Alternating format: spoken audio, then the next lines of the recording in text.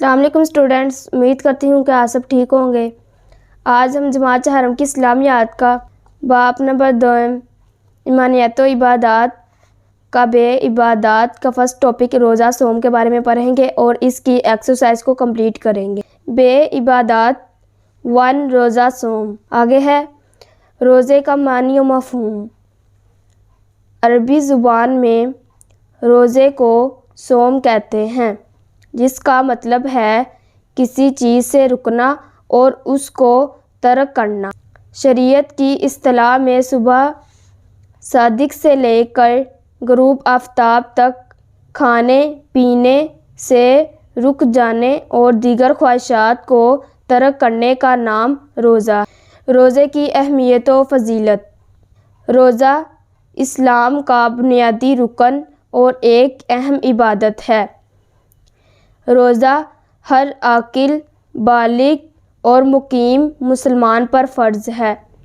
جس طرح روزے مسلمانوں پر فرض کیے گئے ہیں، اسی طرح یہ پہلی امتوں پر بھی فرض تھے۔ قرآن مجید میں ارشاد ہے، یا ایھا الذین آمنوا کتب علیکم الصیام کما کتب علی الذین من قبلکم لعلکم تتقون۔ سورۃ البقرہ آیت نمبر 183۔ ترجمہ: مومنوں، تم پر روزے فرض کیے گئے ہیں، جس طرح تم سے پہلے لوگوں پر فرض کیے گئے تھے، تاکہ تم پرہیزگار بنو۔ روزے کا مقصد انسان کے اندر تقوی کی صفت پیدا کرنا ہے۔ تقوی سے مراد یہ ہے کہ انسان اللہ کے ڈر سے برے کاموں سے بچ جائے۔ قرآن مجید کی روح سے روزہ ہر مسلمان پر فرض ہے، البتہ جو شخص بیمار ہو یا سفر پر ہو اسے روزہ چھوڑنے کی اجازت ہے، لیکن بعد میں رکھنا ضروری ہے۔ صبح صادق سے پہلے سحری کا کھانا کھانا اور سورج غروب ہونے کے فوراً بعد افطار کر لینا دین کی تعلیم ہے۔ روزے کے اجر و ثواب کے بارے میں نبی اکرم صلی اللہ علیہ وآلہ وصحبہ وسلم کا ارشاد ہے، آدمی کا ہر عمل 10 گنا سے 700 گنا تک بڑھا دیا جاتا ہے۔ اللہ نے فرمایا، سوائے روزے کے، کیونکہ وہ میرے لیے ہیں اور میں خود ہی اس کا بدلہ دوں گا۔ سنن ابن ماجہ حدیث 3823۔ نیکسٹ ہے روزے کے فوائد۔ پوائنٹ نمبر 1 ہے اس کا، دن بھر بھوکا پیاسا رہنے کی وجہ سے روزے دار کے دل میں غریبوں کے لیے ہمدردی کے جذبات پیدا ہوتے ہیں۔ پوائنٹ نمبر 2 ہے اس کا، روزہ دار کو اللہ تعالیٰ کی طرف سے بہت زیادہ اجر ملتا ہے۔ پوائنٹ نمبر 3 ہے اس کا، روزہ بہت سے گناہوں سے بچنے کا ذریعہ ہے۔ پوائنٹ نمبر 4 ہے اس کا، روزے دار کی دعا قبول ہوتی ہے۔ پوائنٹ نمبر 5 ہے اس کا، روزہ رکھنے سے اللہ تعالیٰ کا قرب اور رضا حاصل ہوتی ہے۔ پوائنٹ نمبر 6 ہے اس کا، رمضان المبارک کا مہینہ معاشرے میں بھائی چارے اور محبت کے جذبات کو پروان چڑھاتا ہے۔ پوائنٹ نمبر 7 ہے اس کا، رمضان مبارک کے آخری 10 دن مسجد میں اعتکاف کرنا نبی اکرم صلی اللہ علیہ وآلہ وصحبہ وسلم کی سنت ہے۔ نبی اکرم صلی اللہ علیہ وآلہ وصحبہ وسلم ہمیشہ رمضان مبارک کے آخری عشرے کا اعتکاف فرماتے تھے اور وصال تک آپ کا یہی معمول رہا۔ اسی طرح ان دنوں میں لیلۃ القدر کی تلاش بھی کرنی چاہیے۔ یہ رمضان مبارک کی آخری 5 طاق راتوں میں سے کوئی ایک رات ہوتی ہے۔ یہ بہت ہی خیر و برکت والی رات ہے۔ یہ رات 1000 مہینوں سے زیادہ بہتر ہے۔ ہمیں چاہیے کہ ہم رمضان مبارک میں زیادہ سے زیادہ عبادت کریں، اس مہینے میں کثرت سے قرآن مجید کی تلاوت کریں، سحری اور افطاری بنانے میں گھر والوں کی مدد کریں اور رمضان مبارک میں غریبوں کو بھی یاد رکھیں۔ آگے نیکسٹ ہم اس کی مشق پر جائیں گے۔ کوسچن نمبر 1 انہوں نے دیا ہوا ہے، درست بیان پر ٹک کا نشان لگائیں۔ الف ہے، عربی زبان میں روزے کو کہتے ہیں۔ الف ہے صوم، بے ہے صلاۃ، جیم ہے زکوٰۃ اور دال ہے عماد۔ اس کے لیے ہم الف پہ ٹک کریں گے، صوم پہ۔ آگے نیکسٹ ہے بے، رمضان کے روزے مسلمانوں پر ہیں۔ الف ہے مستحب، بے ہے فرض، جیم ہے سنت، دال ہے واجب۔ اس کے لیے ہم بے پہ ٹک کریں گے، فرض پہ۔ آگے نیکسٹ ہے جیم، روزہ فرض ہونے کی شرط ہے۔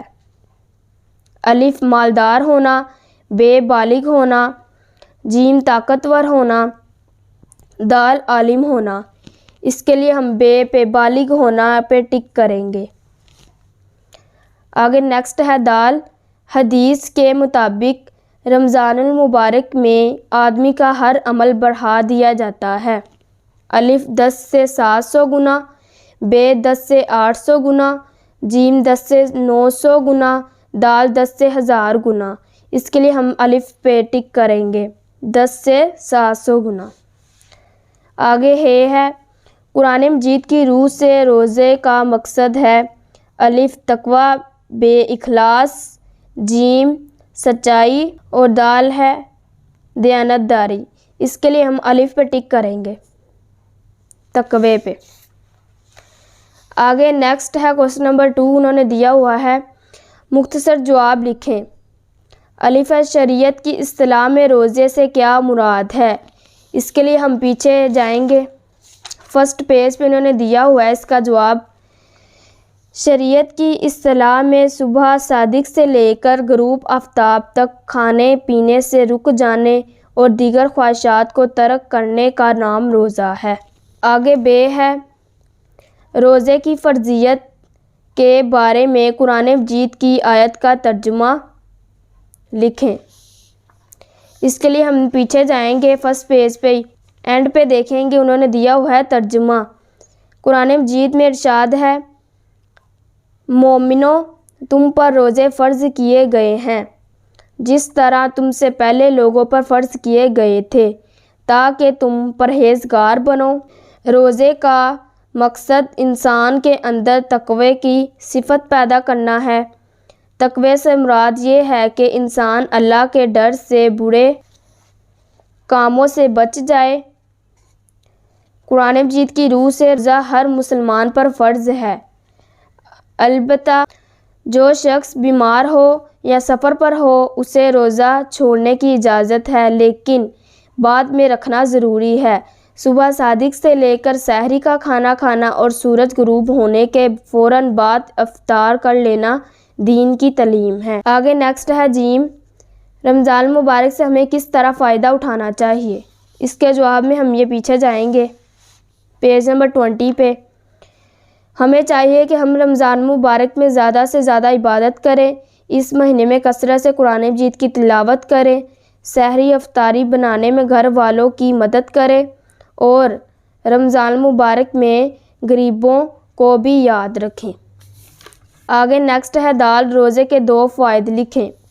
اس کے جواب میں ہم پیچھے یہی پیج نمبر 20 پہ جائیں گے اور یہ لکھا ہوا ہے روزے کے فوائد۔ پوائنٹ نمبر 1 ہے، اس کا دن بھر بھوکا پیاسا رہنے کی وجہ سے روزے دار کے دل میں غریبوں کے لیے ہمدردی کے جذبات پیدا ہوتے ہیں۔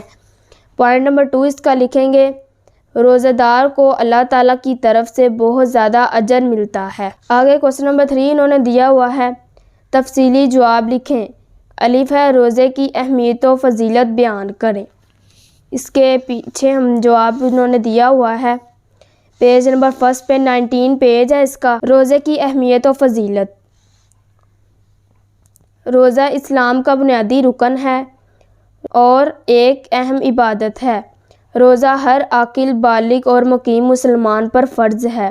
جس طرح روزے مسلمانوں پر فرض کیے گئے ہیں اسی طرح یہ پہلی امتوں پر بھی فرض تھے۔ قرآن مجید میں ارشاد ہے، یا ایھا الذین آمنوا کتب علیکم الصیام کما کتب علی الذین من قبلکم لعلکم تتقون۔